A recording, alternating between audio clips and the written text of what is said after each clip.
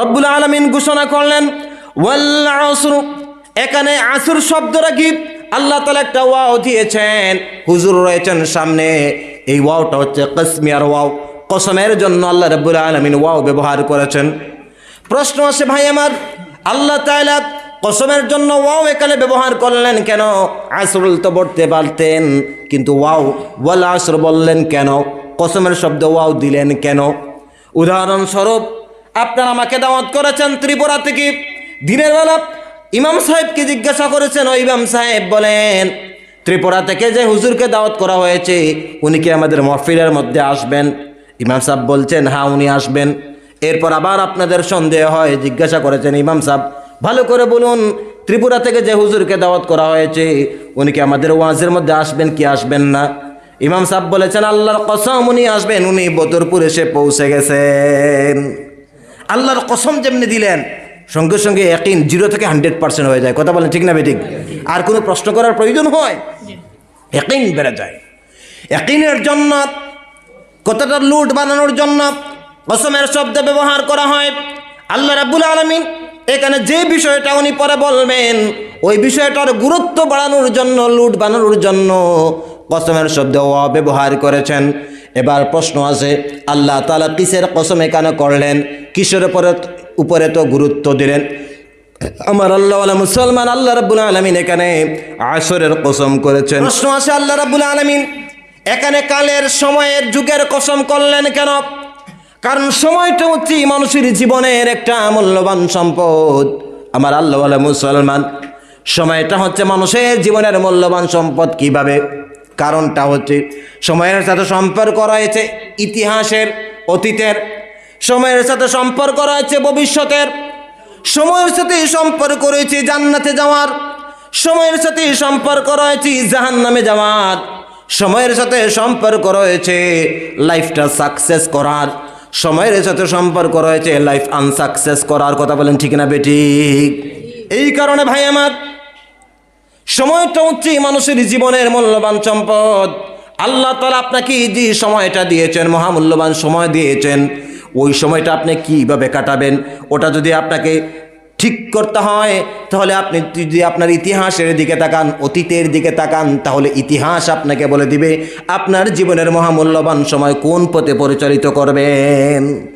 আপনার সেই ইতিহাস বলে দিবে মহামূল্যবান সময়টা কোন পথে পরিচালিত করবেন। ভাই আমার, বন্ধু আমার, সময়টা হচ্ছে মানুষের জীবনের মূল্যবান সম্পদ। কারণ সময়ের সাথে সম্পর্ক রয়েছে ভবিষ্যতের। ভবিষ্যতে আপনি কি হতে চান তা নির্ভর করবে বর্তমান সময়কে সেইভাবে অতিবাহিত করার উপর। এই কারণে ভবিষ্যতে আপনি কি হতে চান তা নির্ভর করবে বর্তমান সময়কে সেইভাবে অতিবাহিত করার উপর। আমার আল্লাহওয়ালা মুসলমান, আমরা যত মানুষ এখানে বসে আছি, আমাদের একটা ভবিষ্যৎ টার্গেট আছে না নাই? আছে না নাই? আমাদের ভবিষ্যৎ টার্গেট কোনটা? জান্নাত না জাহান্নাম? আসতে বলছেন কেন? আমাদের ভবিষ্যৎ টার্গেট কোনটা? জান্নাত না জাহান্নাম? জান্নাত। যেহেতু আমাদের ভবিষ্যৎ টার্গেট হচ্ছে জান্নাত, সেই হেতু জান্নাতে যাওয়ার জন্য যেই রাস্তায় চলতে হয়, যা মেনে চলতে হয়, তার মতো যদি বর্তমান সময়কে আমি অতিবাহিত করি, তাহলে ভবিষ্যতে জান্নাতে যাওয়ার আশা রাখতে পারি। কথা বলেন ঠিক না বেঠিক? ভবিষ্যতে যদি আমাদের টার্গেট জান্নাত থাকে, তাহলে জান্নাতে যাওয়ার জন্য যে রাস্তা আল্লাহ তাআলা বলে দিয়েছেন হুদাল লিল মুত্তাকিন, সেই রাস্তায় যদি আমরা আমাদের বর্তমান সময়কে অতিবাহিত করি, তবেই আমরা ভবিষ্যতে জান্নাতের আশা রাখতে পারি। নচেত নয়, নচেত নয়। চলছে আমরা দুনিয়াবি রাস্তা অনুযায়ী আর আশা রাখি জান্নাতে যাব, হতে পারে? কোনো সময় সম্ভবপর নয়। আল্লাহওয়ালা মুসলমান, সময় কম, সময় থাকলে লম্বা আলোচনা করতাম। আল্লাহওয়ালা মুসলমানগণ, সময়টা হচ্ছে মানুষের জীবনের মূল্যবান সম্পদ। কেমন করে ভাই আমার, বন্ধু আমার? এই যে কিছুক্ষণ আগে এই চেয়ারের মধ্যে বসে আল্লাহর বড় ওলি আপনাদের সামনে আলোচনা রাখলেন। বলুন তো দেখি ভাই, এই দুনিয়াতে বড় বড় ওলি আল্লাহ দুনিয়া থেকে বিদায় গ্রহণ করার পরে ওই সমস্ত ওলি আল্লাহদেরকে আল্লাহ জান্নাত দিবেন না জাহান্নাম দিবেন? জোরে বলেন। জান্নাতে গেলেন, জান্নাত দিবেন। জান্নাতি মানুষ জান্নাতে যাওয়ার পর জান্নাতের সমস্ত নিয়ামত লাভ করবে। জান্নাতের ফল পাইবে, জান্নাতের হুর পাইবে, সমস্ত নিয়ামত জান্নাতের লাভ করবে। জান্নাতের সমস্ত নিয়ামত লাভ করার পরে ওই জান্নাতি মানুষের মনের মধ্যে কোনো আফসোস থাকবে কি? আফসোস থাকবে কি? ফল খেতে চাইলে পারতে হবে না, মুখের মধ্যে চলে আসবে। এক একটা কামড় দিবে, এক এক ধরনের মজা লাগবে। কথা বলেন না কেন? সুবহানাল্লাহ। কত নিয়ামত আল্লাহ তাআলা জান্নাতে মানুষদেরকে দান করবেন। সমস্ত নিয়ামত পাওয়ার পরে জান্নাতি মানুষ আর কোনো আফসোস করবে?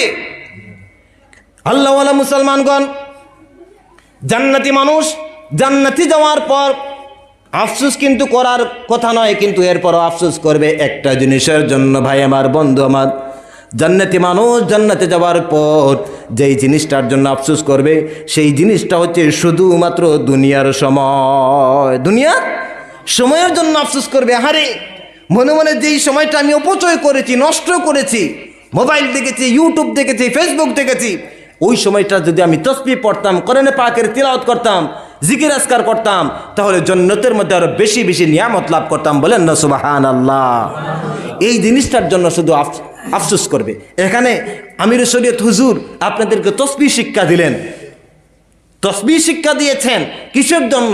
আপনি যত বেশি তসবিহ পড়বেন তত বেশি নিয়ামত এবং জান্নাতের মধ্যে ফলের গাছ এবং জান্নাতের নিয়ামত আল্লাহ তাআলা বাড়িয়ে দিবেন। বলেন সুবহানাল্লাহ। ওই সময়টা যেন অপচয় না হয়, সময়টা যেন অপচয় না হয়, নষ্ট না হয়। ভাই আমার, বন্ধু আমার, আমি আগে বলেছিলাম বর্তমান সময়ে ওয়াজ নসিহত বেশি, তাবলীগ জামাত বেশি, দ্বীনি সংগঠন বেশি, সব বেশি হওয়ার পরেও কিন্তু মানুষের মধ্যে একদিকে নাফরমানি বেশি, একদিকে সব দিনদারি ওয়াজ নসিহত বেশি, আর আরেকদিকে নাফরমানির সংখ্যাও বেশি। কথা বলেন ঠিক না বেঠিক? আজকে আপনি উঠে যান, বাড়িতে যাই আপনার স্ত্রীকে একটা চিঠি লেখা দেন, একটা প্রশ্ন যদি আপনার স্ত্রীকে লিখে দেন, আমার স্ত্রী বলো তো দেখি, বেপর্দার সাথে যদি একজন মহিলা চলে এবং বেপর্দার সাথে চলে যদি একজন মহিলা যদি মারা যায়, ওই মহিলাকে আল্লাহ জান্নাত দিবেন না জাহান্নাম দিবেন? দেখবেন আপনার স্ত্রী লিখে দিব জাহান্নামী, কিন্তু এর পরের দিন দেখবেন ওই মহিলা আবার বেপর্দার সাথে চলে। যুবক মানুষ, ভাই আমার, আপনাকে আমি যদি প্রশ্ন একটা লিখে দিই, বলে ভাই উত্তর দাও, কি প্রশ্ন বলো তো দেখি? নামাজ ছাড়লে, রোজা ছাড়লে শাস্তি হবে কি হবে না খবরে? উত্তর আপনার অবশ্যই চলে আসবে, অবশ্যই শাস্তি হবে। কিন্তু এরপরও মানুষেরা নামাজ ছাড়ে, আছে না নাই? সুদ খাওয়া কি হারাম না হালাল? দেখবেন উত্তর সবাই দিবে সুদ খাওয়া হারাম, কিন্তু এরপরেও দেখবেন বন্ধনের সাথে যুক্ত, আছে না নাই? আছে না নাই? আমার প্রশ্নটা সে জায়গায়, যেহেতু ওই মানুষটা জানে সুদ খাওয়া গুনাহ, বেপর্দার সাথে চলা গুনাহ, কিন্তু এরপরও সে ওই বেপর্দার সাথে চলে কেন? অন্যায় করে কেন? একটা মাত্র কারণ, সে অন্যায় করে মনে মনে ভাবে আমার এখন বয়স কম। যেই মহিলাটা বেপর্দার সাথে চলে মনে মনে ভাবে আমার বয়স কম, একটু বয়স হয়ে যাক, আমি তওবা তিল্লা করব, এরপর আর কোনোদিন বেপর্দার সাথে চলবো না। মনে মনে নিয়ত করে, এখন বয়স কম হয়ে গেছে, একটু বয়স হয়ে যাক, তো তওবা ইস্তেগফার করব, আর বুরকা ফিনবো, আর কোনোদিন বেপর্দার সাথে চলতাম না। কথা কোন দেখা না, ঠিক না বেঠিক? যেই যুবকটা নামাজ পড়ে না মনে মনে ভাবে এখন বয়স কম, একটু বয়স হয়ে যাক, একটা সময় জীবনের তওবা করব, আর কোনোদিন নামাজ ছাড়বো না। যে মানুষটা বন্ধনের সাথে যুক্ত মনে মনে ভাবে আমার বড় গরিবী অবস্থা, এইবার শুধু বন্ধনটা এনে খেয়ে নেই, আর কোনোদিন বন্ধন থেকে লোন নিব না, সুদ আনবো না, মনে মনে নিয়ত করে। কিন্তু হে ভাই আমার, বন্ধু আমার, ভবিষ্যৎ সম্পর্কে তোমার কি টার্গেট আছে? তোমার কি জানা আছে? সেই তওবার সুযোগ কি তুমি পাবে কি পাবে না? তোমার জীবনের সময় কোন সময় ফুরিয়ে যাবে? জীবনের সময় কোন সময় ফুরিয়ে যাবে ওটা তোমার জানা আছে? যদি আজকে প্রতিটা মানুষ ওই কথা যদি ধারণা করতো, যে মহিলা বেপর্দার সাথে চলে, যে স্ত্রী স্বামীর অবাধ্য হয়ে চলে, যে সন্তান মা বাবাকে দুঃখ দেয়, যে মানুষটা অন্যায় করে চলে, সে যদি মনে মনে ভাবতো আমার কোন সময় মালাকুল মউত চলে আসবে, আমার সময়টা হঠাৎ করে ফুরিয়ে যেতে পারে, তো ওর সময় যদি আমি না পাই তাহলে কি করব, ওই কথা যদি সে তার মনের মধ্যে লালন করত, তাহলে কি সে আর অন্যায় করে চলতে পারত? আজকের প্রত্যেক মানুষ শুধু একটাই তার দুর্বলতা, সময় সম্পর্কে সে তার সচেতন নয়। সময় সম্পর্কে সে সচেতন নয়, মনে মনে ভাবে আমি একটা সময় তওবা করব। হে আমার ভাই, যদি সেই সময়টা তোমার জীবনে না আসে তাহলে তুমি কি জবাব দিবে আল্লাহর কাছে? এই কারণে সময়টা হচ্ছে মানুষের জীবনের মূল্যবান সম্পদ। সময়ের কসম করে মহান রব্বুল আলামিন বলছেন, ইল্লাল্লাযীনা আমানু ওয়াল আসর ইন্নাল ইনসানা লাফি খুসর, অবশ্যই বিশ্বের সমস্ত অংশের মানুষ ক্ষতিগ্রস্ত। ভাই আমার, বন্ধুগণ আমার, এখানে আমি লম্বা চড়া আলোচনা করব না। আল্লাহ তাআলা এখানে ইনসান শব্দ ব্যবহার করেছেন, বিশ্বের সমগ্র অংশের মানুষ ক্ষতিগ্রস্ত, অর্থাৎ যে লাইনে নিজের সময়কে ব্যয় করবে না সে লাইনে ক্ষতিগ্রস্ত হবে। আমার আল্লাহওয়ালা মুসলমান, আমরা মুসলমান মানুষ, আমরাও ক্ষতিগ্রস্ত। আজকে আমরা আমাদের ক্ষতিটা মনে করি ব্যবসায় ক্ষতিগ্রস্ত হয়েছি, ওইটা আমরা মনে করি জীবনের ক্ষতি। হে আমার বন্ধুগণ, আপনি ও বাড়ির বেটা 5 লাখ টাকার মালিক হয়েছে, আপনি 1 লাখ টাকার মালিক হতে পারলেন না, এটা আপনার জীবনের ক্ষতি নয়। ও বাড়ির মানুষটা বিল্ডিং বানিয়েছে 2 তলা, আপনি 1 তলা করতে পারলেন না, এটা আপনার জীবনের ক্ষতি নয়। ওই বেটার 5টা সন্তান রয়েছে, আপনার 1টা সন্তান নাই, ওইটা আপনার জীবনের ক্ষতি নয়। আর ওই বেটার সম্পদশালী হয়েছে, আপনি সম্পদশালী হতে পারলেন না, এটা আপনার জীবনের ক্ষতি নয়। আপনার জীবনের মূল ক্ষতি হচ্ছে আপনার জীবনের মহামূল্যবান সময় নষ্ট করা।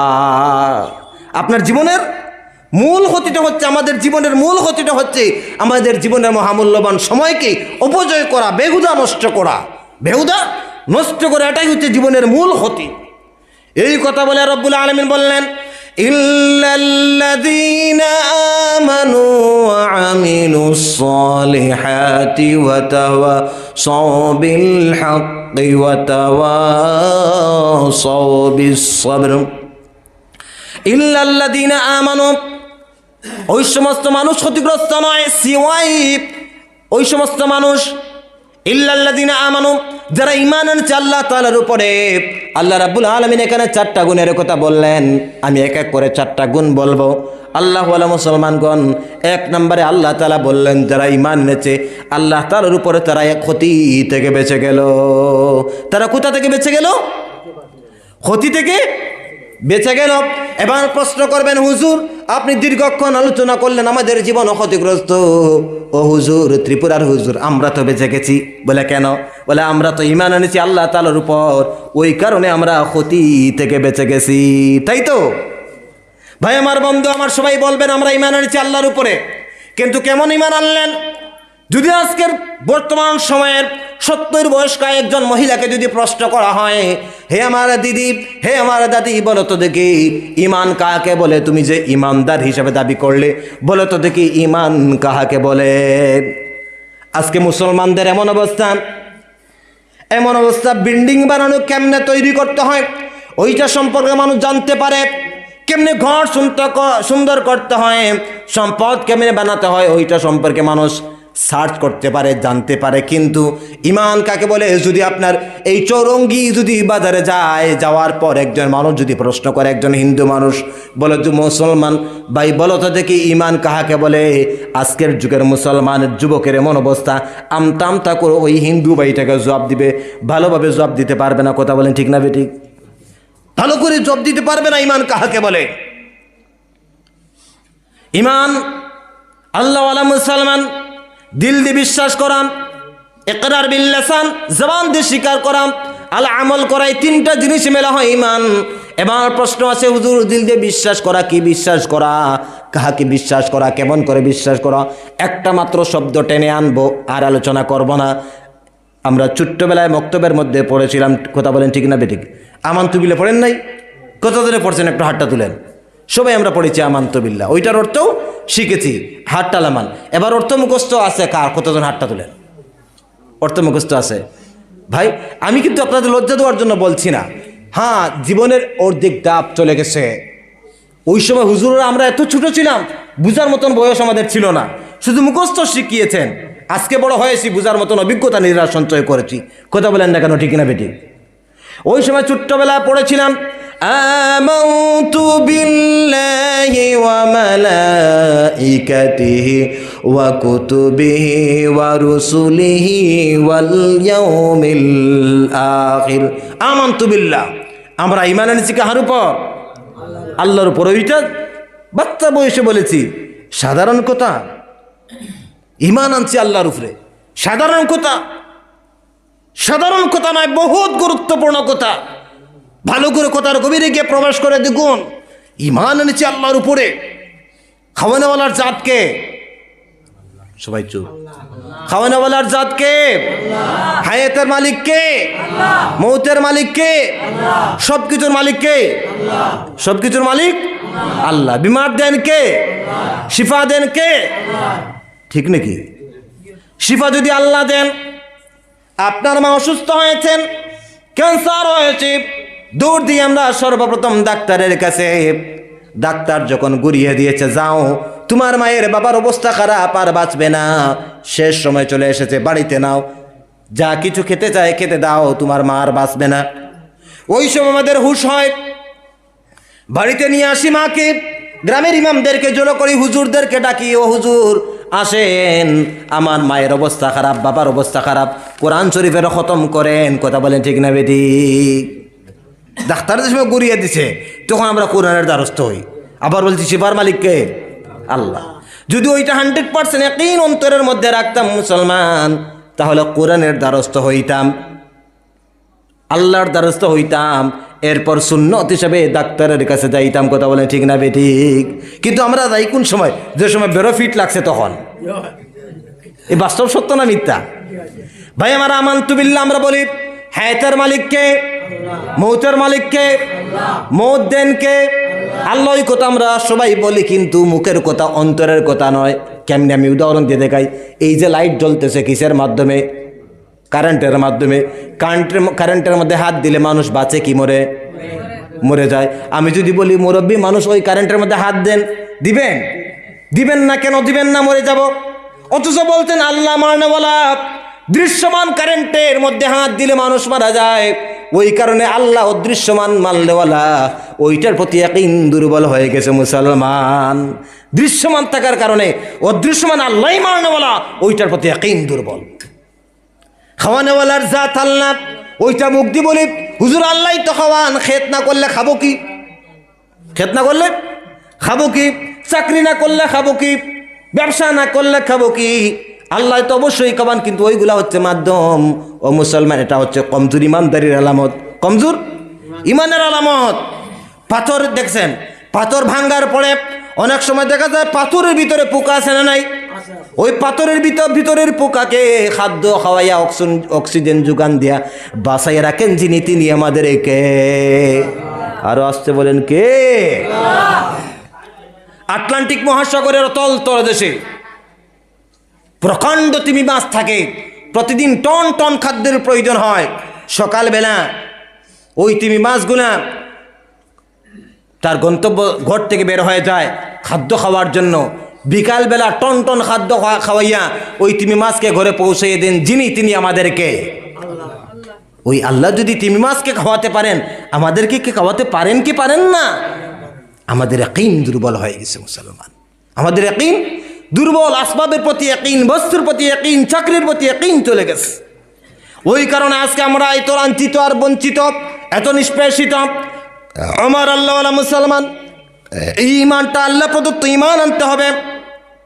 শুধু মুখ দিয়ে বললাম আমানতু বিল্লাহ, মুখ দিয়ে বললে হবে না। আমরা বিশ্বাস স্থাপন করেছি খাওয়ার ব্যাপারে, বাঁচার ব্যাপারে, সুস্থর ব্যাপারে, সব কিছুর ব্যাপারে আমরা বিশ্বাস স্থাপন করেছি আল্লাহর প্রতি। ওইটার প্রতি ইয়াকিন 100% রাখতে হবে। কথা বলেন ঠিক না বেঠিক? 100% রাখতে হবে, তবেই আমি খাঁটি ইমানদার হব।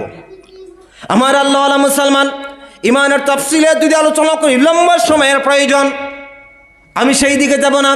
ইমান ঠিক করতে হবে। এখানে ওয়াজের মাধ্যমে, লেকচারের মাধ্যমে ইমান ঠিক করা সম্ভবপর নয়। শুধুমাত্র একটা ধারণা তুলে দেবো, আমাদের ইমানি হালতটা অত্যন্ত দুর্বল হালত। ওই দুর্বল হালত থেকে আমাদের বেঁচে আসতে হবে, বের হয়ে আসতে হবে। কেমনে বের হব? বিশ্বনবীদের কাছে সাহাবায়ে কেরাম 9 থেকে 13 বছরের থেকে ইমান শিখেছেন। আজকে বিশ্বনবীজি নাই, কিন্তু ওয়ারাসাতুল আম্বিয়া আপনার ঘরের পাশে রয়েছেন। তাদের কাছে যাই, 1-2 করে তাদের কাছ থেকে ইমান শিখার চেষ্টা করবো তো ইনশাল্লাহ, করার চেষ্টা করবো তো ইনশাল্লাহ। কিন্তু আমরা যাই না। রাজনীতি শিখার জন্য নেতার কাছে যেতে পারি, কিন্তু ইমামদের কাছ থেকে ইমান শিখার জন্য আমরা যেতে পারি না। কথা বলেন ঠিক না বেঠিক? এই কথাগুলো যে আমি বলতেছি, বাস্তবের সাথে এই কথাগুলোর মিল আছে না নাই? ভাই আমার, বন্ধু আমার, ইল্লাল্লাযীনা আমানু ওয়া আমিলুস সালিহাত, যারা নেক আমল করেছে তারা ক্ষতি থেকে বেঁচে যাবে। নেক আমল কি? রব্বুল আলামিন এই নেক আমলের জন্য কুল কায়নাত 18,000 মখলুকাতকে বানিয়েছেন। বলুন সুবহানাল্লাহ। আমার আল্লাহ ওয়ালা মুসলমান, রব্বুল আলামিন কোরআনুল হাকীমের মধ্যে ঘোষণা করেন, মা খালাকতুল জিন্না ওয়াল ইনসা ইল্লা লিয়াবুদুন, আমি মানুষ জাত আর জিন জাতকে সৃষ্টি করেছি শুধুমাত্র আমি আল্লাহ রাব্বুল আলামিনের ইবাদতের জন্য। বলেন সুবহানাল্লাহ। আর আস্তে বলেন সুবহানাল্লাহ। আল্লাহ বলছেন আমি মানুষ জাত আর জিন জাতকে পয়দা করেছি আমার ইবাদতের জন্য। এই ইবাদতটাই হচ্ছে নেক আমল।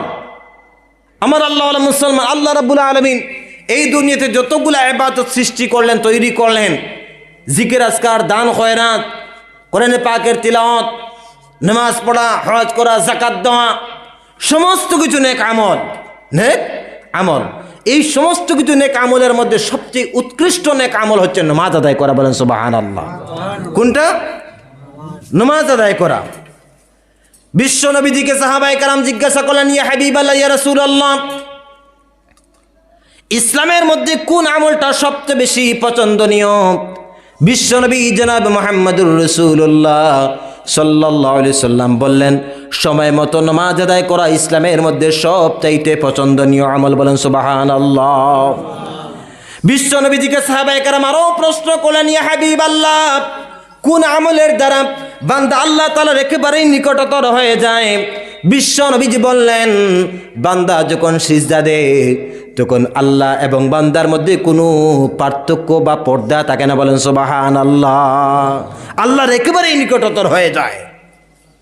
ভাই আমার, বন্ধুগণ আমার, নামাজ হচ্ছে এমন একটা আমল যে আমলের মাধ্যমে বান্দা আল্লাহ তাআলার সামনে মাথা নত গোলামির একটা সুন্দর নমুনা জাহির হয়, যে সুন্দর নমুনা অন্য কোনো ইবাদতের মধ্যে জাহির হয় না। জিকির আজকার আপনি দাঁড়ায় করতে পারেন, বসে করতে পারেন, যে কোনো হালতে করতে পারেন। কোরআনে পাকের তিলাওয়াত শুয়ে শুয়েও করা যায়, দাঁড়াইয়াও করা যায়, হেঁটে হেঁটেও করা যায়, যদিও আদবের খেলাফ। কিন্তু নামাজ হচ্ছে এমন একটা ইবাদত যে ইবাদতটা একটা নির্দিষ্ট সিস্টেমের মাধ্যমে আদায় করতে হয়। কথা বলেন ঠিক না বেঠিক? সিজদা মাথা নত করতে হয় আল্লাহর কাছে। আমার আল্লাহ ওয়ালা মুসলমান, এত সুন্দর গোলামির নমুনা নামাজ ছাড়া অন্য কোনো ইবাদতের মধ্যে আছে? কোনো ইবাদতের মধ্যে নাই। এই কারণে রব্বুল আলামিন কোরআনুল হাকীমের মধ্যে ঘোষণা করেন, আকিমিস সালাতা তারাফাইন নাহারি ওয়া যুলাফাম মিনাল লাইল ইন্নাল হাসানাতি ইউযহিবনাস সাইয়্যাত। আকিমিস সালাত, নামাজে প্রতিষ্ঠিত করা, তারাফাইন নাহার, দিনের দুভাগই, ওয়া যুলাফাম মিনাল লাইল, আর রাতের কিছু অংশে, ইন্নাল হাসানাত ইউযহিবনাস সাইয়্যাত, অবশ্যই তোমার সেই ভালো আমলটা তোমার খারাপ আমল থেকে তোমাকে বাঁচাইয়া দেবে। বলেন সুবহানাল্লাহ। আর আস্তে বলেন সুবহানাল্লাহ। আল্লাহ ওয়ালা মুসলমান কোন নামাজ ফাহিশা কাজ থেকে আপনাকে বাঁচাবে। এটা এই কথা কার? আল্লাহর না আমার? জোরে বলেন কার কথা? কিন্তু আমরা দেখতেছি নামাজ পড়ে আবার মানুষেরা মিথ্যা কথা বলে, নামাজ পড়ে অন্যায় করে, নামাজ পড়ে গীবত করে, নামাজ পড়ে অন্যের সমালোচনা করে। আছে না নাই? নামাজ পড়ে অন্যের আইল ঠেলে। অথচ আল্লাহ বলছেন নামাজ এই সমস্ত কাজ থেকে তাহাকে বাঁচাবে। অথচ আমরা দেখতেছি সলিমুদ্দিন 10 বছর থেকে নামাজ পড়তেছে, দাড়িও লম্বা, দাড়িও লম্বা, কিন্তু এরপরে সেই নামাজটা তাকে আর ভালো কাজে আপনার আমল থেকে তাকে বাঁচাতে পারছে না। কেন? তার কারণটা হচ্ছে কি, সলিমুদ্দিন যে নামাজ পড়তেছে সেই নামাজটা প্রথমে দেখতে হবে আল্লাহ প্রদত্ত নামাজ কি নামাজ নয়। কারণ আমরা যে নামাজ পড়ি এই নামাজটা হচ্ছে 6 প্রকার নামাজ। কয় প্রকার নামাজ? আসতে বলছেন কেন? কয় প্রকার? 6 প্রকার। বলবেন হুজুর নামাজ তো জানি ফরজ, জোহর, আসর, মাগরিব, এশা, আপনি 6 প্রকার বার বলছেন কেন? নামাজের আছে কয়েক প্রকার। একটা হচ্ছে গতানুগতিক নামাজ, আশার নামাজ, ভয়ের নামাজ, দাওয়াত খাওয়ানোর নামাজ, আল্লাহ প্রদত্ত নামাজ। আর নামাজ হচ্ছে 6 প্রকার। একটা হচ্ছে কি আশার নামাজ। আশা আশা কত ধরনের আশা আকাঙ্ক্ষা মানুষের মধ্যে আছে। ইনশাআল্লাহ আফ্রিকাত ফাঁস করতাম, আল্লাহ একটা চাকরির প্রয়োজন, আল্লাহ এই দরকার সেই দরকার, কত ধরনের আশা আছে না নাই? আল্লাহ একজন ভালো স্বামী দরকার, আল্লাহ ভালো একজন স্ত্রী দরকার। এই আশা নিয়ে মানুষ নামাজ পড়তেছে। যেই মাত্র তার আশা কমপ্লিট, নামাজও কমপ্লিট, আছে না নাই? এটা হলো আশার নামাজ। আরেকটা হচ্ছে ভয়ের নামাজ। কিসের নামাজ? ভয়ের নামাজ। ভয়, নামাজ না পড়লে উপায় নাই। যেমন কিছুদিন আগে লকডাউন এসেছিল, করোনা ভাইরাস। লকডাউনের সময় দেখা যায় ইমাম সাহেব মসজিদে ঢুকার আগে দেখা যায় মসজিদের ভিতর 2-3 সব মোটামুটি হইয়া গেছে। মসজিদেরও পিছনের দরজা দিয়া গ্রামের যে সমস্ত মানুষরা কোনোদিনও মসজিদে দেখা যায় না, সেই সমস্ত মানুষের মসজিদ ভর্তি। কথা বলেন ঠিক না বেঠিক? কিসের কারণে তখন এসেছিল? মসজিদ ভর হয়েছিল ভয়ের কারণে। যদি মরি যাই, তার ভয়ও শেষ, নামাজও শেষ, আছে না নাই? একটা বই গেল, আর একটা বই আরেকজনের টাকা পাইতো। সলিমুদ্দিন, যদি 500 দিনের ভিতরে আমার টাকা না দিবে তে তোর অবস্থা, তোর ইজ্জত রাখতাম না হইলাম। সলিমুদ্দিনের কোনো অবস্থা নাই, কোনো বাতে কোনো পয়সা টয়সা পাওয়ার কোনো লাইন নাই। আল্লাহর কাছে সজ্জা দিলে, আল্লাহ তুমি ওরা বাঁচাও রে আল্লাহ, উপায় নাই। যেই বিপদ হাঁটি গেছে, নামাজও গেছে, আসে না নাই? আশারও নামাজ, ভয়ের নামাজ, দাওয়াত খাওয়ানোর নামাজ। রহিমউদ্দিন কুরেজি, সলিমুদ্দিন কুরেজিন মসজিদে যায় না। দেখা যায় সোমবারে হঠাৎ করে আসর তো সলিমুদ্দিন নামাজও। ইমাম সাহেব দেখে কইলে, বাহ, সলিমুদ্দিন তো মনে হয় পরিবর্তন হইতেছে, কোনোদিন নামাজে আসে না, আজকে আসর নামাজ আইছে, বাহ। মঙ্গলবারে 2 ওয়াক্ত, আসর মাগরিব। বুধবারে দেখা যায় 3 ওয়াক্ত, জোহর আসর মাগরিব, বাহ। বৃহস্পতিবারে দেখা যায় 4 ওয়াক্ত, কি জোহর আসর মাগরিব এশা পর্যন্ত। শুক্রবারে দেখা যায় ফজর নামাজে সলিমুদ্দিন। আসার বাদে কইল, ইমাম সাহেব আজকে জুম্মার পরে আমার এখানে দাওয়াত। ইমাম সাহেব মনে খুব খুশ, বাহ, আমার সলিমুদ্দিনের জীবনটা মনে হয় পরিবর্তন হয়ে যাচ্ছে। ঠিক আছে সলিমুদ্দিন, আমি যাবো জোহরের নামাজের পরে, জুম্মার নামাজের পরে। জুম্মার নামাজের পরে ইমাম সাহেব গেলেন বাড়িতে দাওয়াত খাওয়ার জন্য। দাওয়াত পেট ভরে খাইলেন, দোয়া করলেন। আসরের সময় দেখা যায় সলিমুদ্দিন আর নাই। মারিফের পরে চায়ের দোকানে দেখা, সলিমুদ্দিন তোমার কি হইলো, তুমি দিকে নামাজে আজকে আসরতে আইলে না, মারিফও দেখলাম না। ইমাম সাহেব খুই না যে ঝামেলা, ইনশাল্লাহ পাইবা। আর কোথায় সলিমুদ্দিনকে আর মিলেই না, কারণ সলিমুদ্দিনের দাওয়াতও শেষ, লগে নামাজও শেষ, আছে না নাই? এমন নামাজি আপনাদের এখানে আছেন? আশার নামাজ, ভয়ের নামাজ, দাওয়াত খাওয়ারের নামাজ। এরপরে আপনার কি? এরপরে আশার নামাজ, ভয়ের নামাজ, দাওয়াত খাওয়ানোর নামাজ। এরপরে আপনার কি? আল্লাহ প্রদত্ত নামাজ। আল্লাহ প্রদত্ত নামাজ কোনটা? আল্লাহ প্রদত্ত নামাজ হচ্ছে যেই নামাজের মধ্যে মাসলা মাসাইল ঠিক থাকবে, খুশু ঠিক থাকবে, সাহাবাওয়ালা নামাজ, তাবেঈওয়ালা নামাজ। এই নামাজটা হচ্ছে আল্লাহ প্রদত্ত নামাজ। এমন নামাজ আমরা খুব কম সংখ্যক লুকিয়ে আদায় করি। আর আরেকটা নামাজ, 6 প্রকার নামাজ বলেছিলাম, আরেকটা নামাজ হচ্ছে গতানুগতিক নামাজ। আশার নামাজও পড়ি না, ভয়ের নামাজও পড়ি না, দাওয়াত খাওয়ানোর নামাজও নয়। মোটামুটি আমার পরিবার নামাজি, আমিও নামাজি। কিতা কইছি? আমার দাদা পড়তেন, বাবা পড়তেন, আমিও নামাজ পড়তেছি, কিন্তু আল্লাহ প্রদত্ত নামাজ নয়। এটা হচ্ছে গতানুগতিক নামাজি, রসুমাতার নামাজি, চাল চলন চলিয়ে আইছে। আমার বংশের সবাই নামাজি, আমিও নামাজি, আল্লাহ প্রদত্ত নামাজ নয়। আল্লাহ প্রদত্ত নামাজ যদি হয়তো মুসলমান, তাহলে 1 নম্বরে নামাজের মধ্যে মাসলা মাসাইলগুলা ঠিক থাকতো, নামাজের খুশু ঠিক থাকতো। আজকের যুগের মানুষ আমরা নামাজ পড়ি, কিন্তু যদি জিজ্ঞাসা করা হয়, বলো তো ভাই দেখি নামাজের মধ্যে ফরজের মাসলা কজন আল্লাহর বান্দা বলতে পারো? নামাজের ফরজের মাসলা জানেন অধিকাংশ মুসলমান আপনাদের এলাকায় হয়তো নাই, আমাদের এলাকায় পাওয়া যাবে যারা নামাজের ফরজের মাসলা বলতে পারবে না। অনেকে বলবেন, হুজুর আপনি ত্রিপুরা থেকে এসেছেন, আমরা নামাজের ফরজের মাসলা বলতে পারবো। এবার যদি বলি, ভাই বলো তো যে নামাজের মধ্যে ওয়াজিব কতটা আছে? কজন আল্লাহর বান্দা বলতে পারবে নামাজের ওয়াজিব কতটা রয়েছে? মুসলমান, নামাজের ওয়াজিবের মাসলা এতটুকু গুরুত্বপূর্ণ। একটা যদি ওয়াজিব জেনে হোক না জেনে হোক ছুটে যায়, সহসুদ্ধা না দিলে নামাজ শুদ্ধ হবে না। সেই দেখে খুশি না, গতানুগতিক পড়ছি আর পড়ছি। নামাজ বলবেন হুজুর আমরা নামাজের ওয়াজিবের মাসলা জানি। এইবার যদি জিজ্ঞাসা করা হয় বলুন তো দেখি নামাজ নষ্ট হয় কয়টা কারণে, কজন আল্লাহর বান্দা বলতে পারবেন নামাজ নষ্ট হয় কয়টি কারণে? নামাজ নষ্ট হয় 19টি কারণে। 1 নম্বরে কারণ হচ্ছে নামাজের মধ্যে ভুল পড়া। নামাজের মধ্যে কি পড়া? ভুল পড়া। কি ভুল পড়া?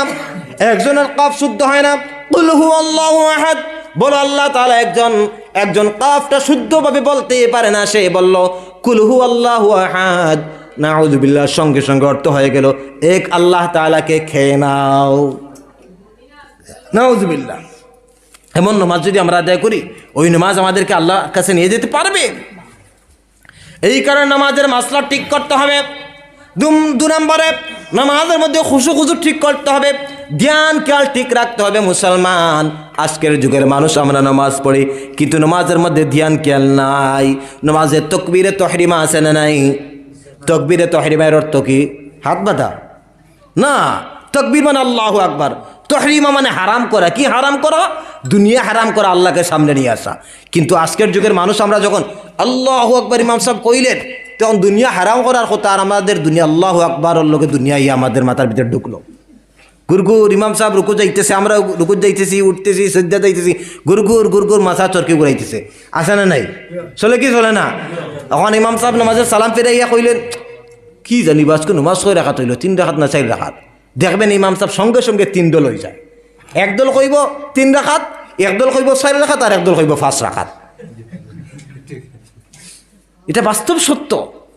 এমন পরিবেশ আমরা নামাজ আদায় করি, নামাজের মধ্যে ধ্যান খেয়াল নাই, খুশু নাই। মুসলমান কি পড়ছি তাও জানি না। নামাজের মধ্যে বলছি ইয়্যাকা না'বুদু ওয়া ইয়্যাকা নাস্তাঈন, हम तेरे ही इबादत करते हैं और तुझसे ही मदद मांगते हैं। ও আল্লাহ, আমরা তোমার ইবাদত করি আর তোমার কাছে সাহায্য চাই। ওই কথা নামাজের মধ্যে আপনি আল্লাহর কাছে বলেন, কিন্তু নামাজ থেকে বের হয় গ্রামের নেতাকে যখন পাইলেন, এপিকে যখন পাইলেন, বললেন যদি আমার এবার গুণ না দেও তাইলে কিন্তু গরমে পড়বো। বুঝাইতে পারছি? নামাজে বললাম हम तेरे ही इबादत करते हैं और तुझसे ही मदद मांगते हैं। আল্লাহ তোমার কাছে সাহায্য চাই আর তোমার ইবাদত করি। কিন্তু নামাজ থেকে বার হইয়া যখন আমি দেখলাম গ্রামের নেতারে, কইলাম যদি এবার যদি টাকা ঢুকাই পায় না রে গার থেকে, কিন্তু উপায় নাই, খাইতাম পারতাম না, উপাস পড়ি রে। আছে না নাই? এই কথা বাস্তব সত্য না মিথ্যা? ইয়াকিন, নামাজে গেলে আল্লাহর প্রতি ইয়াকিন, বাইর হইয়া কিন্তু আমাদের আসবাবের প্রতি ইয়াকিন চলে যায়। ভাই আমার, বন্ধুগণ আমার, এই কারণে নামাজকে সহি শুদ্ধভাবে ঠিক করতে হবে। আর সহি শুদ্ধ করে ঠিক করে যদি খুশু হুজুর যাতে যদি নামাজ আদায় করি, রব্বুল আলামিন কোরআন হাকিমের মধ্যে ঘোষণা করতেছেন ক্বাদ আফলাহাল মুমিনুন আল্লাযীনা হুম ফি সালাতিহিম খাশিউন। ওই সমস্ত মুমিনরাই একমাত্র সফল হবে যারা নাকি বিতিমিশ্রিতভাবে খুশু হুজুর সাথে যারা নামাজ আদায় করবে, এরা একমাত্র সফল হয়। কোন জায়গায় যাবে আল্লাহ তাও বলে দিয়েছেন, এরা যাবে জান্নাতুল ফেরদাউস, হচ্ছে তাদের বাসস্থান। বলেন সুবহানাল্লাহ। কিন্তু যারা নাকি দুনিয়াতে দেখাইবার নামাজ পড়বে, গতানুগতিক নামাজ পড়বে, বইয়ের নামাজ পড়বে, আশার নামাজ পড়বে, আল্লাহ প্রদত্ত নামাজ পড়বে না, হাসরের ময়দানে ওই সমস্ত মানুষ আল্লাহকে সিজদা দিতে পারবে না, তারা বেইজ্জত হয়ে যাবে। আল্লাহওয়ালা মুসলমানগণ, দাড়িওয়ালা মানুষের মধ্যে যদি একজন দাড়িহীন মানুষ যদি আসে, দেখবেন ও মানুষ মনে মনে শরম পায়। কি কারণে? ওর চেহারা তার চেহারা মিল নাই। মাফ করবেন, জোড় হাত করে অনুরোধ করছি, লজ্জা দেওয়ার জন্য নয়, বোঝানোর জন্য বলতেছি। একটা লজ্জা ভাব হয়। ঠিক তেমনিভাবে হাসরবাসীর সামনে বেনামাজি মানুষ শরম পাবে কেমনে? ইয়াউমা ইউকশাফু আন সাকিন ওয়া ইউদআউনা ইলাস সুজুদি ফালা ইয়াসতাতিউন। সেই দিন কঠিন সময় রব্বুল আলামিন হাসরবাসী तमाम মানুষের সামনে নিজের কুদরতি পা মুবারক বাহির করে বলবেন সিজদা দাও, কিন্তু যারা নাকি দুনিয়াতে আল্লাহ রাব্বুল আলামিনকে সিজদা দেয় নাই, তারা ওই দিন সিজদা দিতে পারবে না। তাদের কোমরটা ডাট্টা হয়ে যাবে, শক্ত হয়ে যাবে। তখন তাদের চেহারার মধ্যে বেইজ্জতি ভাব জাহির হবে। খাশিআতান আবসারুহুম তারহাকুহুম যিল্লাহ, ডরের কারণে তাদের চোখগুলো নিচু হয়ে যাবে। তারহাকুহুম যিল্লাহ, এবং তাদের চেহারার মধ্যে বেইজ্জতি ভাব জাহির হবে। এই জাহির হওয়ার কারণে আল্লাহ রাব্বুল আলামিন অর্ডার করবেন, ও ফেরেশতারা ঘাট ধাক্কা দিয়া ওই সমস্ত মানুষদেরকে তোমরা জাহান্নামের মধ্যে নিক্ষেপ করো, বলে নাউযুবিল্লাহ। এই কারণে ভাই আমার, বন্ধু আমার, আমরা জাহান্নাম যেতে চাই না বাঁচতে চাই? আরো জোরে বলেন, জাহান্নাম যেতে চাই না বাঁচতে চাই? জাহান্নাম থেকে বাঁচতে গেলে আমাদের আল্লাহ প্রদত্ত নামাজ আদায় করতে হবে, খুশু হুজুর সাথে নামাজ আদায় করতে হবে। মুসলমান আমরা করতে রাজি আছে না নাই? অবশ্যই আমরা রাজি। রাজি থাকলে আমাদের এখানে নামাজের মসলা আপনাদেরকে শেখাতে পারবো না। সাহাবাওয়ালা নামাজ সম্ভবপর নয়। ইমামরা রয়েছেন, হুজুর রয়েছেন, তাদের কাছে যাবেন, চলতি ফিরতি মাদ্রাসার মধ্যে সময় লাগাবেন। আল্লাহ রাব্বুল আলামিন একটা দুইটা করে জিন্দেগির মধ্যে নামাজের আমল নিয়ে আসবেন। এই করে চেষ্টা করবো তো ইনশাল্লাহ। কিন্তু আজকের যুগ ভাই আমার, আমি আসলে সময় কম থাকার কারণে সংক্ষেপভাবে আলোচনা করতে হচ্ছে, আর নয়তো আমার ট্রেনটা মিস মারবে। ভাই আমার, বন্ধু আমার, ওয়ামিলুস সালিহাতের ব্যাপারে আরেকটা কথা আমি না বলে পারছি না। সেই কথাটা কি? মা বাবার খেদমত করা। মা বাবার খেদমত করা এটাও নেক আমল, আল্লাহর ইবাদতের মধ্যে শামিল। আজকে আপনারা দিনদার এরিয়ার মানুষ, আপনাদের এলাকার মধ্যে নাই, কিন্তু আমাদের এলাকার মধ্যে দেখা যায় একজন মা বাবা যখন বয়স্ক হয়ে যায়, সন্তানকে লালন পালন করে বড় করলো, মানুষ বানাইলো, ওই সন্তান যখন একটু টাকাওয়ালা হয়ে যায়, মা বাবাকে আর দাম দেয় না, সম্মান করে না। যতটুকু মাথার তাজ করে রাখার কথা ছিল ততটুকু করে না। কথা বলেন ঠিক না বেটি? আমরা প্রত্যেক মানুষ বাড়িতে গিয়ে কথা বলি কি বলি না? গ্রামের মানুষের সাথে কথা বলার সময় নরম হয়ে কথা বলি, নরম হয়ে কথা বলি। কোন কারণে? বন্ধুর সাথে কথা বলে নরম হয়ে কথা বলি। কোন কারণে? মানুষ আমাকে ভালো বলুক, ওই সার্টিফিকেটটা পাওয়ার জন্য। কথা বলেন। আবার ওই আমি যখন বাড়িতে যাইয়া নিজের মায়ের বাবার সাথে কথা বলি, তখন কোনো সময় নরম হয়ে কথা বলি, আবার কোনো সময় উচ্চ আওয়াজেও কথা বলি। কথা বলেন না কেন? ঠিক না বেঠিক? খবরদার, খবরদার, উচ্চ আওয়াজে কোনো সময় মা বাবার সাথে কথা বলবেন না। রব্বুল আলামিন কোরআনুল হাকিমের মধ্যে ঘোষণা করছেন, ইম্মা ইয়াবলুগান্না ইনদাকাল কিবারা আহাদুহুমা আও কিলাহুমা ফালা তাকুল লাহুমা উফ ওয়ালা তানহারহুমা ওয়া কুল লাহুমা কাওলান কারীমা। তোমার মা অথবা বাবা দুজনের মধ্যে একজন বা দুইজন যদি বয়স্ক হয়ে যায়, বয়স্ক হওয়ার কারণে তাদের মেজাজটা চড়া করা হতে পারে, তখন তুমি তাদের সাথে খারাপ আচরণ করো না। উফ শব্দ বাইর হোক এমন আচরণ করো না। কেমন ভাষায় তুমি তোমার মায়ের বাবার সাথে কথা বলবে? ওয়াকাউলান কারীমা, নরম ভাষায় তোমার মায়ের বাবার সাথে কথা বলবে। আমার আল্লাহওয়ালা মুসলমানগণ, এখানে কত মানুষ রয়েছেন যাদের বাবা দুনিয়াতে নাই, একটু হাতটা তুলেন। অনেকের বাবা দুনিয়াতে নাই, সবার নাইনি, না বুঝে তুলতেছেন, আমি কিচ্ছু বুঝতেছি না। অনেকের বাবা আমি দেখতে পাচ্ছি হাতটা আলামান। কেন বললাম? কারণ আমার বাবা দুনিয়াতে নাই। আমার সাথে কতজনের এখানে মিল আছে, ওইটা দেখার জন্য হাত তুলিয়েছি মানুষ। আল্লাহওয়ালা মুসলমানগণ, বাবা হচ্ছেন বটগাছের মতো সন্তানের কাছে। বাবা হারানোর পরে, বাবা হারানোর শূন্য স্থান বুঝা যায়, না হারালে বুঝবেন না মুসলমান। একজন বাবা কত কষ্ট করে একটা সন্তানকে বড় করে। মুসলমান মানুষ, আমার আল্লাহওয়ালা মুসলমান, ওই দৃশ্যগুলো যদি মনে করে তাহলে চোখের মধ্যে এমনিতেই জল এসে যায়। সমস্ত দিনের রাত সন্তানের ভালোর জন্য যে মানুষগুলো দোয়া করেছেন আর ভালো চেয়েছেন, উনি হচ্ছেন একমাত্র আপনার মা আর আপনার বাবা। দুঃখ দিলেও তারা আপনার জন্য ভালোর দোয়া করেছেন, কষ্ট দিলেও আপনার ভালোর জন্য তারা দোয়া করেছেন। মুসলমান মানুষ, সেই বাবা কত কষ্ট করে আমাকেও মাদ্রাসায় পড়িয়েছিলেন বলে আজকে জায়গায় জায়গায় কোরআনের কথা বলতে পারছি রে মুসলমান। যতজন এখানে আসেন একটু গভীর মনোযোগ সহকারে সবাই খেয়াল করবেন। আজকে মানুষের কাছে পকেটের মধ্যে হাত দিলে 500, 1000, 2000 টাকার নোট আছে না নাই? প্রত্যেকের কাছে টাকা পাওয়া যায়। কিন্তু আজ থেকে শুরু করে একদিন আমরা যেই সময় ছোট ছিলাম, আমাদের মা বাবার কাছে কিন্তু এমন করে টাকা পয়সা ছিল না। গরিবী হালত ছিল, বর্তমান থেকে কথা বলেন, ঠিক না ঠিক? গরিবী হালত ছিল। মনে করো যখন একদিন ঈদের দিন বলেছিলেন বাবাকে, আব্বাজান গত বছর ঈদের দিন তুমি আমাকে নতুন কাপড় দেও নাই, এইবার যদি আমাকে নতুন কাপড় না দিবা আমি ঈদগাহে যাব না। আপনার বাবা গরিব মানুষ ছিলেন, আপনাকে বললেন বাবারে আমি এইবার তোকে নতুন কাপড় দেওয়ার মতন টাকা আমার কাছে নাই, বাবারে আমি কথা দিচ্ছি আল্লাহ যদি হায়াত দেয় ভবিষ্যতে তোকে আমি নতুন কাপড় দিব। আপনি ছোট মানুষ ছিলেন, বাবার কথা আপনি সহ্য করতে পারলেন না, রাগ করে চলে গেলেন বাবার সামনে থেকে, না আমাকে দিতেই হবে, দিতেই হবে, দেওয়া লাগবেই লাগবে। ওই কথা বলে আপনি বাবার সামনে থেকে চলে গেলেন। হে আমার যুবক মানুষ, ওই সময় তাকায় দেখছিলেন কি আপনি চলে যাওয়ার পর আপনার বাবা ধুন করে জ্ঞান করেছিলেন, আরে কেমনে না জানি আমার ছেলের মুখের মধ্যে আমি হাসি ফুটাবো। গত বছর আমি ঈদের দিন নতুন কাপড় দিতে পারলাম না, এইবার যদি আমি দিতে না পারে আমার ছেলের মুখটা ছোট হয়ে যাবে, আমার ছেলের মেয়ের মুখটা ছোট হয়ে যাবে। আপনার আল্লাহওয়ালা মুসলমান একটু গভীরভাবে সবাই মনোযোগ দিবেন এদিকে। এইভাবে আপনারা বাবা ধ্যান করেছিলেন। বড় ভাইয়ের কাছে গিয়ে হাত পাতলেন, বন্ধুর কাছে গিয়ে হাত পাতলেন, বন্ধুরে দুদিন পরে ঈদ, আমাকে 1000 টাকা ধার দাও না, 500 টাকা ধার দাও না। ওই সময় থাকায় দেখছিলেন কি আপনার বাবার কি লজ্জা লাগে নাই?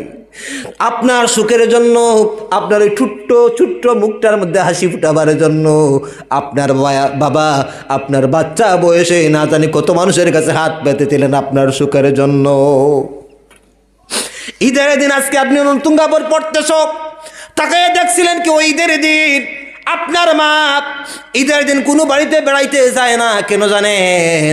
কারণ আপনার মায়ের নতুন কাপড় ছিল না, ভালো কাপড় ছিল না, অন্যের বাড়িতে বেড়ানোর মতো কাপড় ছিল না বলে আপনার মা নিজের বাড়িতে থেকে ঈদের উপলক্ষ আপনার খুশি অনুভব করে। এমন বাপ আজকে বুড়ো হয়ে গেছে, তাদের শরীরের শক্তি কমে গেছে। আজকে আপনি আপনার সন্তানের জন্য 5000 টাকা দিয়ে জামা কিনেন, বিবির জন্য 3000 টাকা দিয়ে জামা কিনেন, আর আপনার ওই বুড়া মায়ের জন্য, বুড়া বাবার জন্য একটাবার স্মরণ হয় না। তাদের সেই জীবনে আপনার জন্য তারা পড়তে পারে নাই।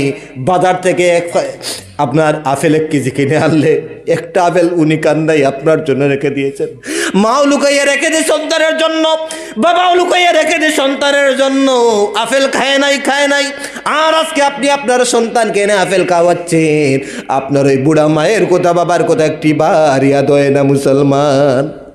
এই কারণে বলি ভাই আমার, মনে রাখবেন মা বাবাকে দুঃখ দিয়া কোনো মানুষ কোনো দিন বড় হতে পারে না, মা বাবাকে কষ্ট দিয়ে কোনো মানুষ কোনো দিন অলি হতে পারে না। মা বাবার মন জয় করবেন। মুসলমান মানুষ, আজকে আমি আপনাদের সামনে বসে আলোচনা করতেছি, এর পিছনে একমাত্র মাধ্যম হচ্ছেন আমার মা এবং আমার বাবা। বাচ্চা বয়সে আমার মা দোয়া করেছিলেন। আমার গ্রামের মধ্যে একটা মহফিল হচ্ছিল, ওই মহফিলের মধ্যে পুকুর পাশে বসে আমার মা ওয়াজ শুনতেছিলেন মাগরিবের নামাজের পরে। আমি ছোট ছিলাম কিন্তু মোটামুটি বুঝছিল।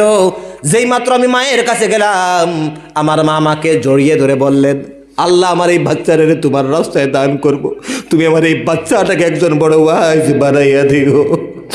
আমার আল্লাহওয়ালা মুসলমান মায়ের, আমার মনে হয় সেই বাচ্চা বয়সের দোয়া আল্লাহ কবুল করেছেন বলে আজকে আল্লাহ তাআলা আমার মাধ্যমে আমার কোনো ইলম নাই, আমল নাই, কিন্তু বাংলাদেশ থেকে শুরু করে আপনার সেই তেজপুর পর্যন্ত, কলকাতা পর্যন্ত আল্লাহ তাআলা এই ভাইয়ের জবান দিয়ে কোরআনের বাণী মানুষের কাছে পৌঁছে দিচ্ছেন। এই কারণে ভাই আমার, বন্ধু আমার, মাকে কোনো সময় দুঃখ দিবেন না। আমার বাবা দুনিয়াতে নাই কিন্তু মা আছেন, মনে রাখবেন।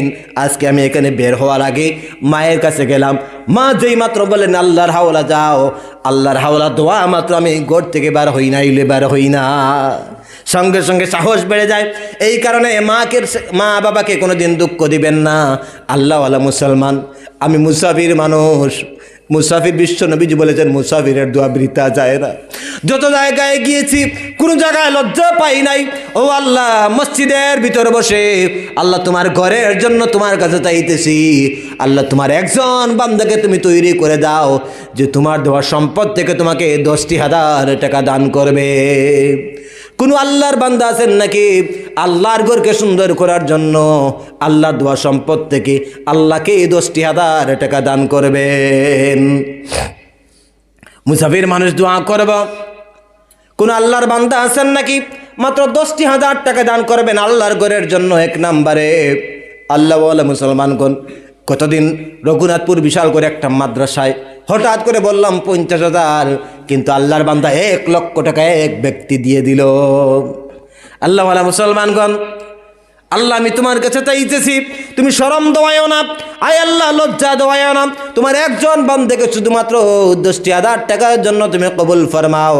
আমি আমার জন্য বলতেছি না, আল্লাহর ঘরের জন্য কোনো আল্লাহর মেহেরবান বান্দা আছেন নাকি 10,000 টাকা দান করবেন? মুসলমান বাবা দুনিয়াতে থাকলে খাইতেন, মাও তো থাকলে খাইতেন।